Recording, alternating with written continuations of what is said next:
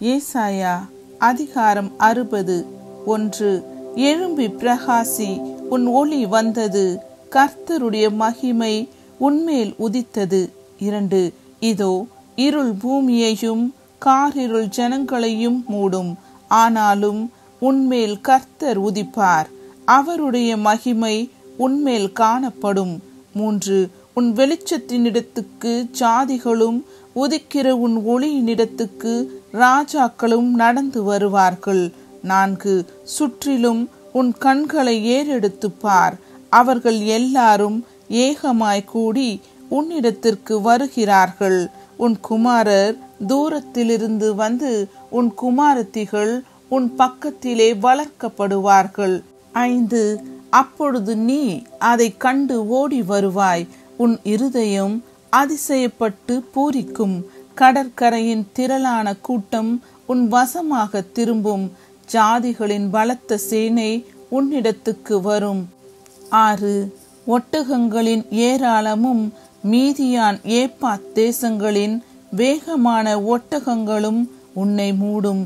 சேபாவில் உள்ளவர்கள் யாவரும் பொன்னையும் தூப வர்க்கத்தையும் கொண்டு வந்து கர்த்தரின் துதிகளை பிரசித்தப்படுத்துவார்கள். 7. கேதாரின் ஆடுகளெல்லாம் உன்னிடத்தில் சேர்க்கப்படும். நெபாயோத்தின் கடாக்கள் உன்னை சேவித்து அங்கீகரிக்கப்பட்டதாய் என் பலிபீடத்தின் மேல் ஏறும். என் மகிமையின் ஆலயத்தை மகிமைப்படுத்துவேன். 8.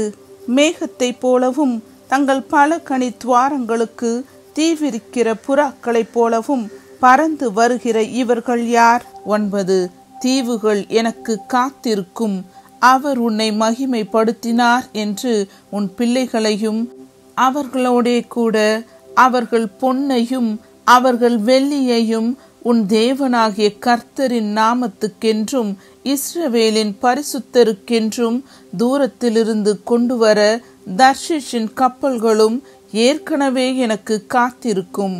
10.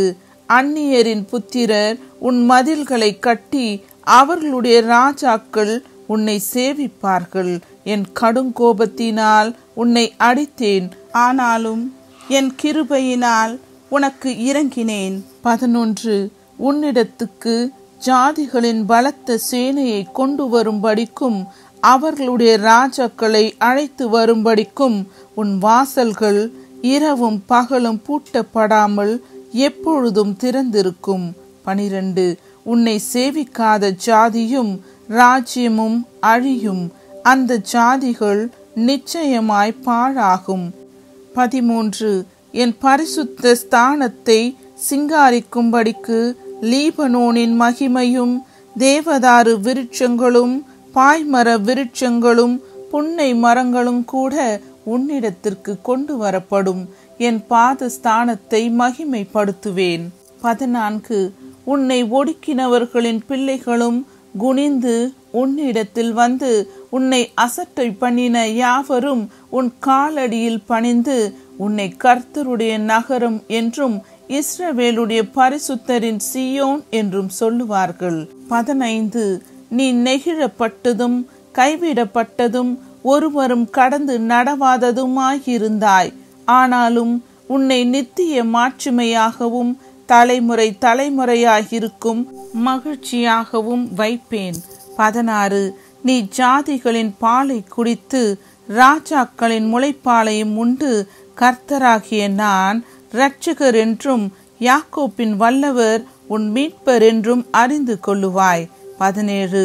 நான் வெண்கலத்துக்கு பதிலாக பொன்னையும் இரும்புக்கு பதிலாக வெள்ளியையும் மரங்களுக்கு பதிலாக வெண்கலத்தையும் கற்களுக்கு பதிலாக இரும்பையும் வர பண்ணி உன் கண்காணிகளை சமாதானம் உள்ளவர்களும் உன் தண்டற்காரரை நீதி உள்ளவர்களும் ஆக்குவேன்.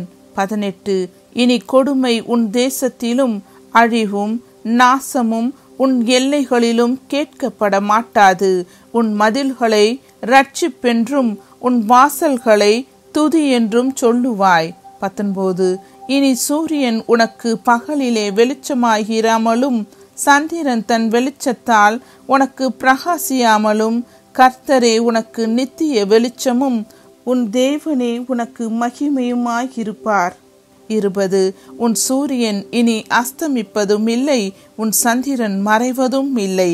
கர்த்தரே உனக்கு நித்திய வெளிச்சமாயிருப்பார். உன் துக்க நாட்கள் முடிந்து போம். 21 உன் ஜனங்கள் யாவரும் நீதிமான்களும் என்றைக்கும் பூமியை சுதந்தரிக்கும் குடிகளும் நான் நட்ட கிளைகளும் நான் மகிமைப்படும்படி என் கரங்களின் கிரியைகளுமாயிருப்பார்கள். 22 சின்னவன் 1000 சிறியவன் பலத்த ஜாதியும் ஆவான். கர்த்தராகிய நான் ஏற்ற காலத்தில் இதை தீவிரமாய் நடப்பிப்பேன்.